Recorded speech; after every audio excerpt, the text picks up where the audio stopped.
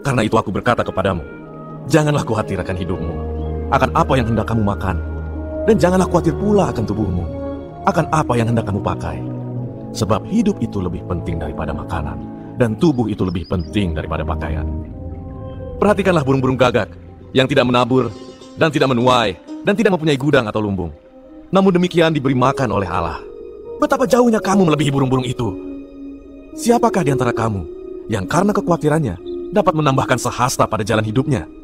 Jadi, jikalau kamu tidak sanggup membuat barang yang paling kecil, mengapa kamu khawatir akan hal-hal lain? Perhatikanlah bunga bakung yang tidak memintal dan tidak menenun.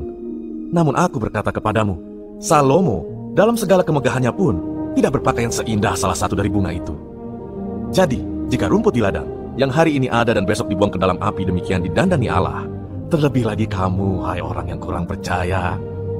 Jadi janganlah kamu mempersoalkan apa yang akan kamu makan atau apa yang akan kamu minum. Dan janganlah cemas hatimu. Semua itu dicari bangsa-bangsa di dunia yang tidak mengenal Allah. Akan tetapi Bapamu tahu bahwa kamu memang memerlukan semuanya itu. Tetapi carilah kerajaannya, maka semuanya itu akan ditambahkan juga kepadamu.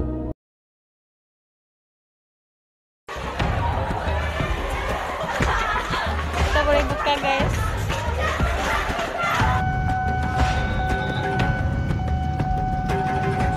Ini social distancing. Ini bukan mudik, Pak. Ini pulang kampung. Roxy Square Jember.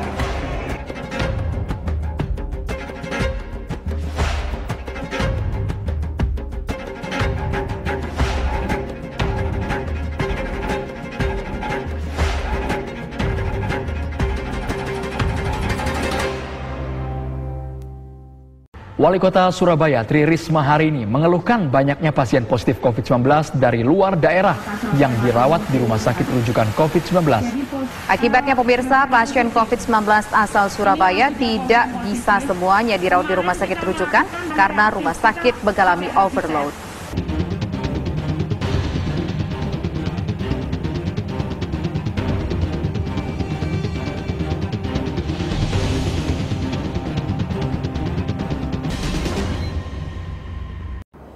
Shalom saudara, di tengah pandemi ini ada makin banyak alasan untuk kita khawatir.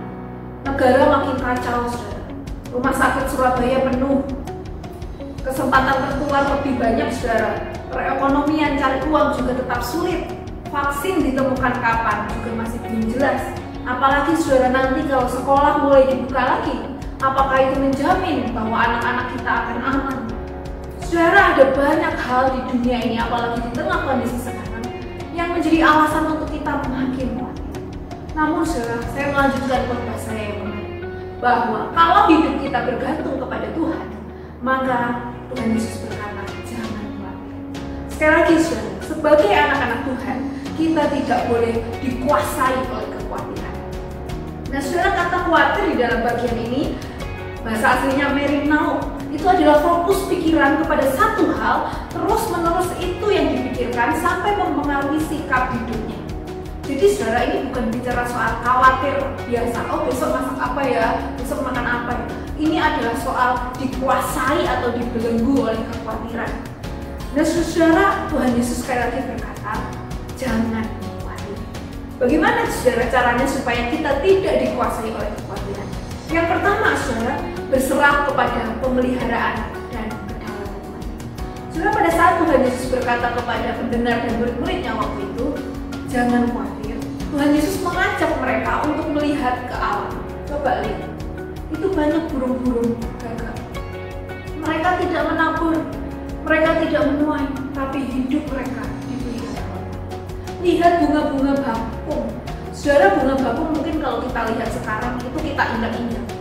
Saudara, dua makhluk yang Tuhan sebutkan ini makhluk yang bagi manusia itu tidak berharga. Makhluk yang murah, apalagi burung saudara, di diskon-diskon, buy one get one, buy two get three. Tetapi saudara, makhluk yang murah ini pun Tuhan berkata Allah memelihara mereka. Mereka tidak akan mati tanpa seizin Tuhan. Tuhan akan memelihara mereka saudara. Sehingga saat itu Tuhan Yesus ingin berkata kepada murid-muridnya bahwa kalau makhluk yang lebih rendah saja Tuhan pelihara demikian, apalagi manusia yang sangat berharga di mata Allah, Allah pasti akan memelihara mereka. Sebenarnya Tuhan Yesus ingin mengatakan hal yang sederhana kepada murid. Kalau soal makan, minum, pakaian, berarti itu adalah kebutuhan-kebutuhan dasar. Allah pasti menyediakan kebutuhan-kebutuhan. Nah saudara, selain ada pemeliharaan Tuhan, ada kedaulatan Tuhan atas segala sesuatu.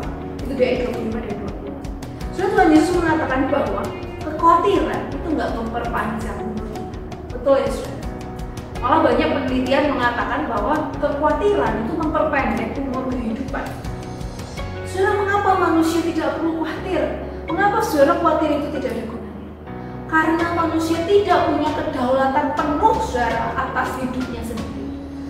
Saudara, saya pernah memberikan contoh soal sehelai rambut yang rontok dari kepala. Itu hal yang tidak bisa kita kontrol. Dan kita juga tidak terlalu peduli.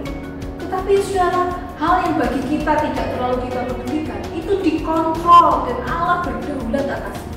Rambut kita sehelai pun tidak akan jatuh tanpa kontrol dan kedaulatan Allah. Saudara, kalau hal yang detil dan kecil itu pun berada di bawah kedaulatan Allah, apalagi hal yang penting berkaitan dengan nyawa dan kehidupan kita, Allah berdaulat. Saudara, saya percaya bahwa kalau sampai hari ini virus corona ini belum lenyap di dunia, Allah mengizinkan virus corona tetap ada.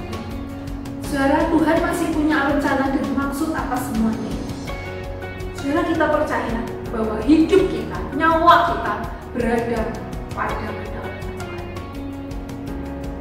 Saudara, di awal masa pandemi ini, yaitu di bulan Maret, orang pertama yang saya khawatirkan itu adalah kakak saya sendiri. Dia seorang farmasi yang bekerja di sebuah klinik swasta. Saudara, saya khawatir karena saya terus memikirkan, aduh gimana ya? Kan namanya di klinik itu tempat datangnya orang sakit. Saudara, apalagi pada masa itu APD itu masih sangat sulit saudara, dan yang diprioritaskan itu tentunya adalah rumah sakit rujukan. Kalau klinik-klinik swasta belum tentu diperhatikan. Itu saudara membuat saya makin khawatir, aduh gimana ya kalau kakak saya tertular? Apakah keluarga saya bisa bertahan di tengah pandemi?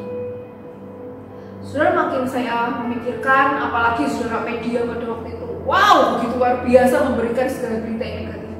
Saya makin khawatir, saya bingung, saudara. Dan itu membuat saya makin lelah, bahkan tidak bisa tidur. Nah, saudara, teman saya ternyata juga mengalami pergumulan yang serupa. Teman saya punya seorang mama yang bekerja sebagai dokter di sebuah rumah sakit besar, dan dia juga menyatakan bahwa dirinya khawatir. Namanya seorang dokter, saudara, sangat besar resikonya untuk terpapar virus. Nah saudara, di tengah masa saya khawatir itu, teman saya menuliskan sebuah doa yang menjadi keyakinan. Saudara, hal doanya ini sederhana. Dia berkata begini, Tuhan menjaga mama setiap hari. Saudara, ketika saya renungkan, itu adalah kebenaran. Bahwa Tuhan menjaga anak-anaknya setiap hari, dimanapun mereka berada dan bagaimanapun kondisinya. Saudara, makin saya khawatir, seberapa besar pun saya khawatir, itu tidak akan bisa melindungi keluarga saya. Namun saudara, ketika saya membaca doa itu, saya ingat kembali akan kedaulatan Allah. Bahwa Allah berdaulat atas kehidupan anak-anaknya.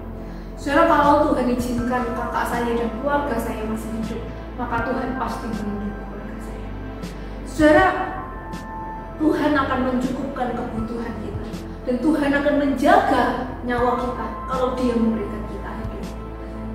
Saudara, pada saat kita hidup dikuasai kekhawatiran, sebenarnya bukan kekuatan yang kita dapatkan, melainkan beban yang semakin menyengsarakan. Saudara, pada saat dikuasai kekhawatiran, kita sedang melupakan satu doktrin yang penting, yaitu pemeliharaan Tuhan dan kedaulatan Tuhan. Saudara, sepertinya hari-hari ini mencari rumah sakit, mencari kamar inap, mencari obat-obatan untuk COVID-19, mencari alat bantu pernafasan, entah itu respirator atau oksigen, saudara, lebih sulit daripada mencari uang.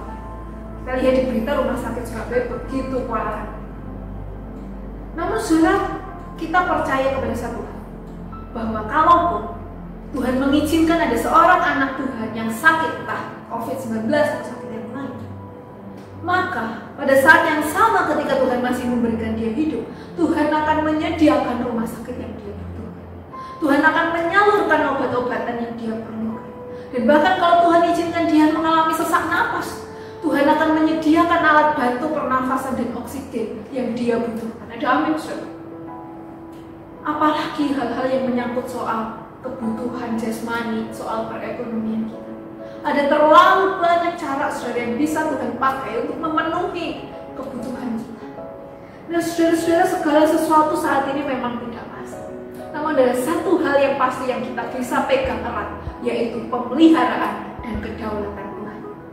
Saudara-saudara, dalam firman Tuhan hari ini, Tuhan berjanji bahwa kalau Dia masih memberikan kita hidup, Tuhan akan menyediakan apa yang kita butuhkan. Dan Tuhan akan berdaulat atas nyawa kita.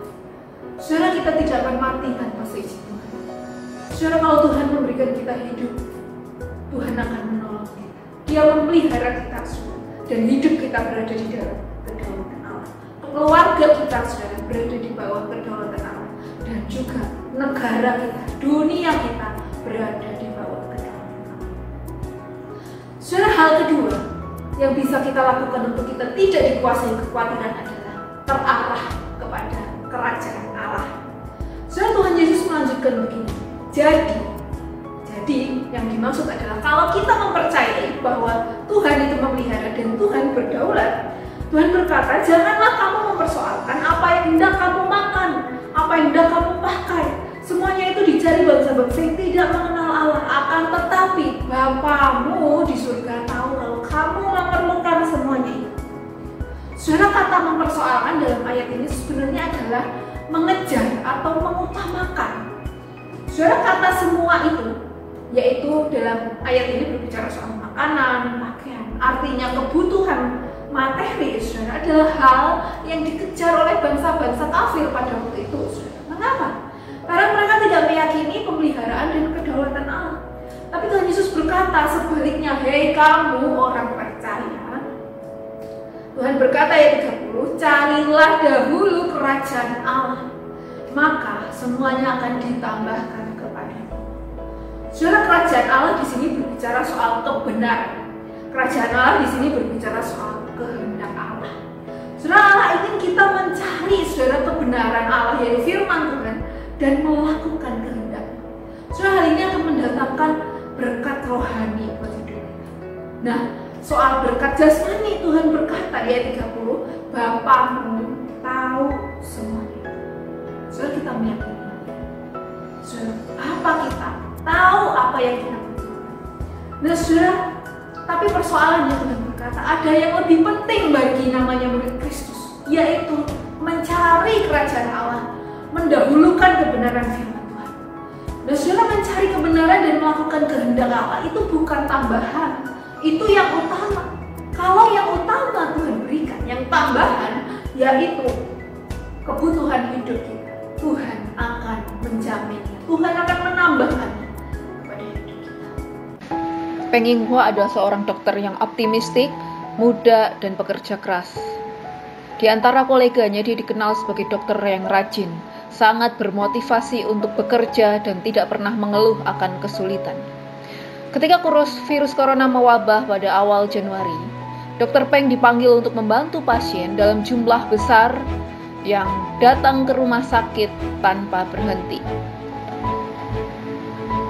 Setelah itu dia memutuskan untuk menunda upacara pernikahannya. Dia memilih untuk melayani pasien-pasien yang menderita.